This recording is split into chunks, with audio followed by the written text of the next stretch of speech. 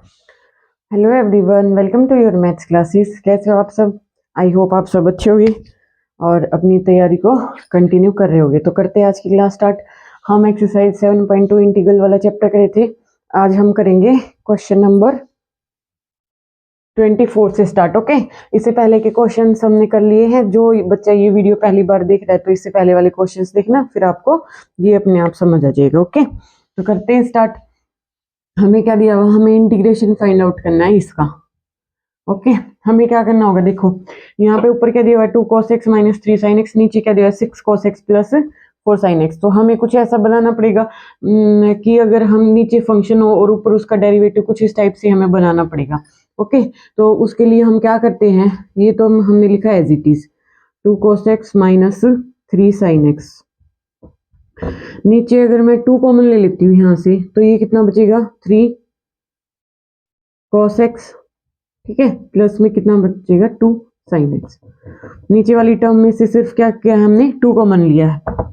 ठीक है, अब ये तो कांस्टेंट है, अगर इसमें को मैं बाहर लिख दूं तो भी कोई फर्क नहीं पड़ेगा। ओके, तो ये लिखो या मत लिखो, ये 2 कांस्टेंट है, ये तो ये बाहर आ जाएगा। ओके, यहाँ पे आ जाएगा 1/2। अब अगर मैं इस टर्म को ध्यान से देखूं, हमारे पास क्या है, 2 sin x। जब हम sin x का क्या लेते हैं, डेरिवेटिव। अगर मैं नीचे वाली टर्म को t पुट करके देखती हूँ तो sin x का डेरिवेटिव cos आएगा और उसके साथ 2 होना चाहिए। देखो 2 टाइम्स cos x है, cos x का डेरिवेटिव क्या आता है, माइनस का sin x आता है और उसके साथ 3 होना चाहिए, तो ये भी प्रेजेंट। तो इसका मतलब क्या है, अगर मैं 3 cos x plus 2 sin x को क्या पुट कर दूं, टी पुट कर देती हूँ। ठीक है, नीचे वाली टर्म को मैंने क्या किया, टी पुट किया। तो यहाँ से हमें क्या करना होता है, इसका डेरिवेटिव लेना होता है। तो 3 कांस्टेंट एज इट इज रहेगा। कोस एक्स का क्या होता है हमारे पास, माइनस का साइन एक्स। क्या होता है, माइनस का sine x. Okay, plus 2 derivative बोल रही हूँ मैं, इंटीग्रेशन नहीं। यहाँ पे जो भी टर्म को हम टी पुट करते हैं तो उसका डेरिवेटिव लेते हैं। तो ये हो जाएगा माइनस का 3 time sine x plus 2 time sine x का क्या हो जाएगा, कोस एक्स। ठीक है, और इसके साथ क्या हो जाएगा, dx, वो इज इक्वल टू क्या हो जाएगा, टी का हमारे पास क्या हो जाता है, dt। ठीक है, अब अगर मैं इस टर्म को आगे लिख दूं, ये बनेगा 2 cos x। ठीक है, इस टर्म को माइनस प्लस, ये वैसा ही है जैसे 3 + 2 लिखो या 2 + 3 लिखो। माइनस में कॉम्यूटेटिव होता है, हम आगे पीछे लिख, मतलब वो होता है, ये हम आगे पीछे लिख सकते हैं, कॉम्यूटेटिव नहीं। कॉम्यूटेटिव का मतलब तो और कुछ हो जाता है, जैसे यहाँ पे 2 cos x, 2 cos x, ये माइनस का कितना हो जाएगा, 3 sin x। साथ में क्या है, dx, वो इज इक्वल टू क्या आ जाएगा, dt। अब आपको ये वाली टर्म हमारे क्वेश्चन में एज इट इज दिखाई दे रही होगी, है ना, 2 cos x, 2 cos x minus का 3 sin x माइनस का 3 sin x। ओके, तो अब हम क्या करेंगे, इसकी जगह पे, पूरे की जगह पे हमें dt करना है पुट। तो 1/2 कांस्टेंट बाहर रहेगा एज इट इज, इंटीग्रेशन का साइन इसकी जगह, पूरे की जगह dt पुट कर देना है। और ये क्या बन गया, 1 में पूरी, इसको हमने नीचे क्या पुट किया था, t, तो ये बन गया t। ठीक है, क्वेश्चन सॉल्व। ये बना 1/2, log 1/t का क्या होता है, log of mode t। Plus में कोई कांस्टेंट ऐड हो जाता है, तो t की हम यहाँ से वैल्यू पुट कर देते। t की वैल्यू, t हमने किसको पुट किया था, 3 cos x को, तो ये आएगा 1/2 log of 3 cos x plus 2 sin x का मोड प्लस में सी। ओके, अपॉन में, अपॉन वाले जितने भी क्वेश्चन है, मतलब P x upon Q x वाली फॉर्म के जितने भी क्वेश्चन है, तो ऑलमोस्ट हमें इस टाइप से सोल्व करने पड़ेंगे, क्योंकि डेरिवेटिव में तो हमारे पास u अपॉन v का फॉर्मूला होता है, लेकिन इंटीग्रेशन में ऐसा कोई फॉर्मूला नहीं होता। तो हम इसी टाइप से करेंगे कि हम नीचे कुछ ना कुछ ट्रिक लगा के उस फंक्शन के डेरिवेटिव को ऊपर बनाएंगे, नीचे फंक्शन हो, ताकि हमारा वो log x के अंदर कन्वर्ट होकर इंटीग्रेशन सोल्व हो जाए। ओके, आई होप आपको समझ आया होगा, और अगर नहीं आए तो कोई डाउट है तो आप वो कमेंट करके पूछ सकते हैं। Next is question number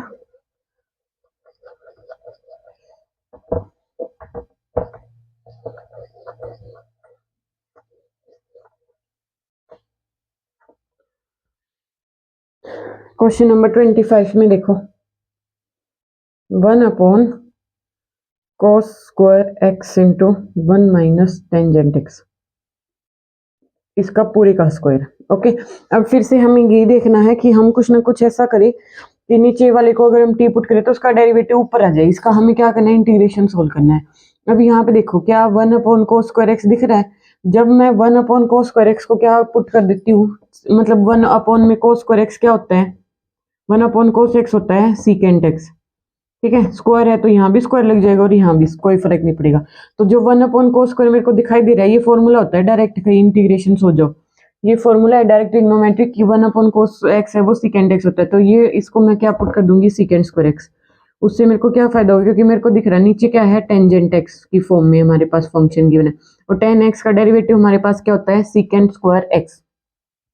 tangent x का डेरिवेटिव क्या होता है हमारे पास सीकेंड स्क्वायर x। तो जैसे ही मैं नीचे वाली टर्म को यानी कि 1 माइनस टेंजेंट x को क्या पुट करूंगी t, क्या पुट करूंगी t, तो 1 का डेरिवेटिव क्या होता है 0, माइनस का साइन है, टेंजेंट x का डेरिवेटिव क्या होता है सीकेंड स्क्वायर x, माइनस का सीकेंड स्क्वायर x इंटू में dx, वो हमारे पास क्या आ जाएगा dt। अब ये देखो सीकेंड स्क्वायर x है हमारे पास गिरा बिल्कुल, तो माइनस साइन ये यहाँ नहीं है तो इधर शिफ्ट हो जाएगा ये, तो ये बनेगा माइनस के साइन के साथ ऊपर वाली टर्म को हम क्या पुट करना माइनस का dt, तो माइनस मैंने बाहर निकाल दिया dt, और नीचे क्या बच गया 1/में t का क्या बनेगा ये 1 माइनस टेंजेंट x को सिर्फ इसी को t पुट किया था, ठीक है, इसकी पावर 2 है तो ये t स्क्वायर बन जाएगा। जब हम इसको ऊपर लेके जाएंगे माइनस साइन चल रहा है तो ये हो जाएगा t की पावर माइनस का 2 dt। ओके, t की पावर नीचे 2 है, ऊपर लेके जाएंगे माइनस का 2 हो जाएगा। इंटीग्रेशन कैसे सोल्व होता है, ये x की पावर n के जैसे सोल्व होएगा, उसका इंटीग्रेशन क्या होता है x की पावर n+1/में n+1। ठीक है, बहुत बार बता चुकी हूँ मैं ये फॉर्मूला। तो ये माइनस का साइन बाहर एज इट इज रहेगा, t की पावर क्या हो जाएगा t की पावर माइनस का 2 प्लस में 1, और कितना बचेगा माइनस का 1, तो माइनस का 1 प्लस में कोई कांस्टेंट ऐड हो जाता है, माइनस से माइनस कैंसिल हो जाएगी, तो ये बनेगा t की पावर -1, या फिर इसको हम लिखेंगे क्या 1/में t प्लस में c। ठीक है, t की पावर -1 को हम जब मैंने इसको नीचे लेके जाऊंगी तो ये प्लस की हो जाएगी, तो ये किस में कन्वर्ट हो जाती है 1/में t में। ठीक है, और t हमने किसको पुट किया था, यहाँ देखो जब हमने 1 माइनस टेंजेंट x को t पुट किया था तो ये बन गया 1/1 माइनस में टेंजेंट x प्लस में c, कोई कांस्टेंट हो जाएगा। This is the final answer. Okay, easy सा ही था, ज्यादा मुश्किल नहीं था, बस आपको थोड़े से बेसिक फॉर्मूले पता होना चाहिए कि 1/cos x हमारा सीकेंट होता है, तो हमने देख लिया क्योंकि हमारे डिनोमिनेटर में क्या है टेंजेंट x, तो ऊपर हमें सीकेंट ही बनाना पड़ेगा, तभी हम अगर इसको जैसे ही हम इसको टी पुट करेंगे तो इसका डेरिवेटिव ऑटोमेटिक हमारा ऊपर होना चाहिए, तो ये सीकेंट स्क्वायर x में कन्वर्ट हो जाएगा, तो ये क्या हो जाएगा माइनस का सीकेंट स्क्वायर x, माइनस नहीं थी तो कोई नहीं, हम इसको इधर शिफ्ट कर देंगे तो माइनस का dt हो जाएगा, तो माइनस साइन लग जाएगा dt 1/में ये क्या बन गया t का स्क्वायर। ठीक है, तो t की पावर इसको मैं ऊपर लेके गई माइनस का 2 बन गया, फिर वही x की पावर n के जैसे सोल्व करेंगे n+1/में n+1। ठीक है, तो ये हमारा क्या हो गया आंसर। ओके, नेक्स्ट क्वेश्चन देखो, थोड़े थोड़े से बेसिक फॉर्मूले पता होने चाहिए तो फिर आपको इतनी प्रॉब्लम नहीं आएगी। ठीक है, फिर भी कोई प्रॉब्लम आ रही तो आप कमेंट करके पूछ सकते हैं मुझसे।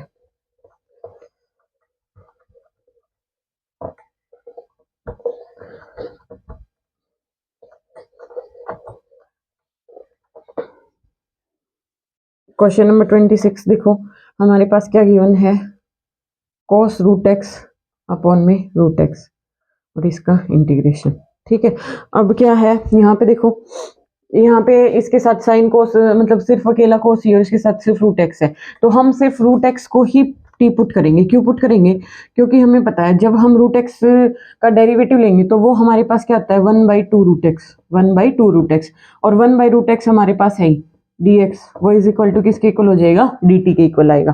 ओके, तो ये बना, क्योंकि हमारे पास अपॉन में √x है तो हमें √x अपॉन में चाहिए, अगर मैं कोस के साथ पुट करूंगी तो वो साइन में कन्वर्ट हो जाएगा, उससे हमारा कुछ फायदा नहीं होगा। तो हमें अपने क्वेश्चन के अकॉर्डिंग देख के पुट करना टर्म को, कि हमें ऐसी टर्म को पुट करना जो हमारे क्वेश्चन से मैच करती हो। जैसे अगर कोई बच्चा यही सोचे कि हम cos √x को टी पुट कर दी, ठीक है ना, तो ये फिर से साइन में कन्वर्ट हो जाएगा, तो क्या ही फायदा होगा, ऊपर से इसका 1/2 √x हो जाएगा।